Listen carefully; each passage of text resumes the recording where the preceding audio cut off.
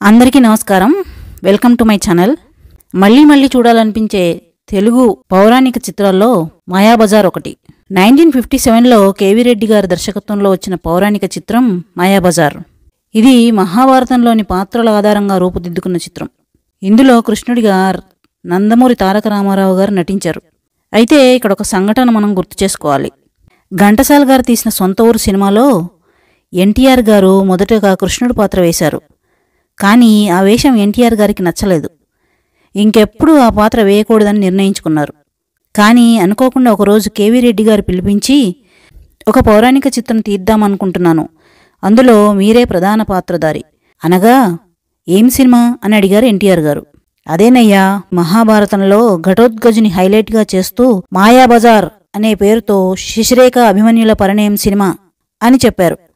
Sir, నన్ను రాక్షస పాత్ర ధరించమంటడం ఏం బాగోలేదు. ఇప్పుడిప్పుడే హీరోగా మంచి అవకాశాలు వస్తున్నాయి. మీరే ఆలోచించండి. పాత్రదేముంది, వేయమంటే వేస్తాను అన్నారు ఎన్టీఆర్ గారు. రెడ్డి గారు ఆ మాట విని ఆశ్చర్యపోయి, భలే వాడివయ్యా, ఇంత అందగాడి చేత రాక్షస పాత్ర వేయిస్తానా? ఆ లీలామానస వేషధారి అదేనయ్యా, ఈ కథంతా నడిపించే కపటనాటక సూత్రధారి ఆ శ్రీకృష్ణ పరమాత్మ పాత్ర మీరే వేయాలి అన్నారు రెడ్డిగారు. సార్, బాగా నిర్ణయించుకున్నారా? ఆ పాత్ర నాకు అస్సలు సూట్ అవ్వదు. అందరూ నవ్వుతారు. ఇంతకుముందు వేస్తే ఏమీ నప్పలేదు. జన్మలో ఆ పాత్ర జోలికి వెళ్ళను. మీరు నా వల్ల నష్టపోవద్దని చెబుతున్నాను అన్నారు ఎన్టీఆర్. అన్నీ ఆలోచించుకుని ఈ నిర్ణయం తీసుకున్నాను. మీరు అగ్రిమెంట్ మీద సంతకం పెట్టండి. కాదనకండి, ఈ సినిమా తప్పకుండా విజయం సాధిస్తుంది అన్నారు రెడ్డిగారు. ఆయన మీద ఉన్న రెస్పెక్ట్తో ఒప్పుకొని ఆ పాత్ర కోసం చాలా కసరత్తు చేసి అందరినీ ఆశ్చర్యపోయే విధంగా ఆ పాత్రకి పూర్తి న్యాయం చేశారు ఎన్టీఆర్ గారు. ఇక సినిమా విషయానికొస్తే, ఘటోత్కచుడిగా ఎస్వీఆర్ గారు, అభిమన్యుడు శశిరేఖగా ఏఎన్ఆర్ అండ్ సావిత్రి గారు ముఖ్య తారాగణంగా నటించారు. ఈ చిత్రంలో నటించాల్సిన వారిని చాలా చాకచక్యంగా ఎన్నుకున్నారు నాగిరెడ్డి చక్రపాణి గారు. ఈ సినిమా పూర్తి చేయడానికి సంవత్సరం పట్టిందట. ఇందులో కృష్ణుడి పాత్ర పోషించిన ఎన్టీఆర్ గారు ముందుగా ఒప్పుకోలేదన్న విషయం ఇందాక చర్చించాం. కానీ ఈ సినిమా చూసిన వారందరూ ఎన్టీఆర్ గారు పోషించిన పాత్రకి ప్రశంసల జల్లు కురిపించారు. ఆ తర్వాత సినిమాల్లో కృష్ణుడి పాత్ర కోసం ఎన్నో ఆఫర్స్ వచ్చాయి. ఎన్టీఆర్ గారి 2 దశాబ్దాల కెరీర్లో చాలా సినిమాల్లో కృష్ణుడి పాత్రని పోషించారు. ఈ మాయాబజార్ సినిమాలో మొత్తం 12 పాటలున్నాయి. ఎక్కువ శాతం ఘంటసాల గారు స్వరపరిచినవే. లాహిరి లాహిరి లాహిరిలో ఓహో జగమే ఊగెనుగా ఊగెనుగా తూగెనుగా అనే పాట చాలా బాగుంటుంది. అప్పట్లో ఈ చిత్రం 100 రోజులు ఆడి ఒక మైలురాయిగా నిలిచిపోయింది.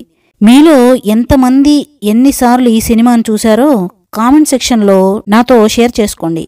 ఈ మాయాబజార్ సినిమా 100 అత్యుత్తమ ఇండియన్ సినిమాల్లో గొప్ప భారతీయ చిత్రంగా నిలిచిపోయింది.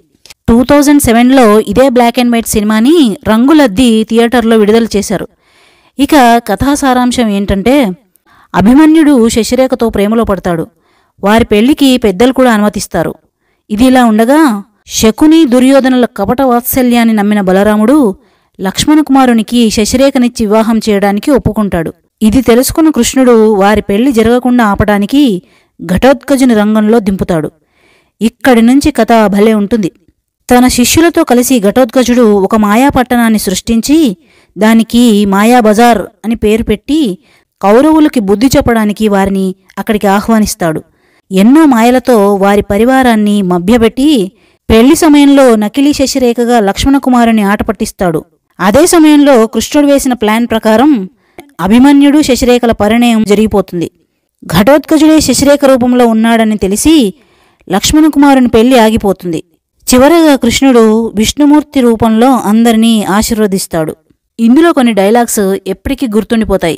అసమదీయులు, తసమదీయులు, గిల్పం, గింబలి, అలమలం, అలాగే దుష్ట చతుష్టయం అనేది భలే పలుకుతారు ఇందులో విడివిడిగా. దుశత చతుశతయం అని ఇలా చెప్పుకుంటూ పోతే ఎన్నో అద్భుత ఘట్టాలు ఇందులో ఉన్నాయి. మాయాబజార్ సినిమా పూర్తయి థియేటర్లలో రిలీజ్ అయింది. మొత్తం సంచలనం సృష్టించింది.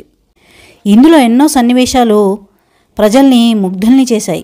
కృష్ణుడే రామారావు, రామారావే కృష్ణుడు అనే వాదనలు కూడా జరిగాయి. రామారావు గారు ప్రేక్షకుల్ని అంతగా మెప్పించారు ఈ సినిమాలో. ఇది ఒక అద్భుతమైన పౌరాణిక చిత్రరాజం. మాయాబజార్ 24 థియేటర్లలో శతదినోత్సవాలు చేసుకుంది.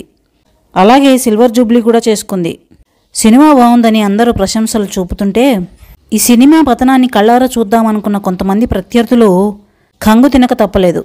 మాయాబజార్ సినిమాలో ఉండే పాటల పేరు మీద తర్వాత చాలా సినిమాలే వచ్చాయి. జంధ్యాల గారి దర్శకత్వంలో వచ్చిన రాజేంద్ర ప్రసాద్ గారి సినిమా పేరు ఆహనా పెళ్ళంట అని మాయాబజార్ సినిమాలో వచ్చిన పాట మీదే తీసుకున్నారు. అలాగే 1988లో వివాహ భోజనంబు, చూపులు కలిసిన శుభవేళ అనే పాటలను అదే పేరుతో సినిమాలుగా తీశారు. నా చిన్నప్పుడు మాయాబజార్ సినిమా టీవీలో చూస్తున్నప్పుడు భలే ఉండేది. నాకు చాలా ఇష్టమైన సినిమా ఇది. దీంట్లో విజువల్ ఎఫెక్ట్స్ చూస్తే మతిపోతుంది. పాఠ్యపుస్తకంలో కూడా ఈ మూవీని గురించి ప్రస్తావించారు. ఎంతైనా ఈ మూవీ ఒక ఎపిక్. ఇదండి ఈరోజు మాయాబజార్ సినిమా గురించి నా ముచ్చట్లు.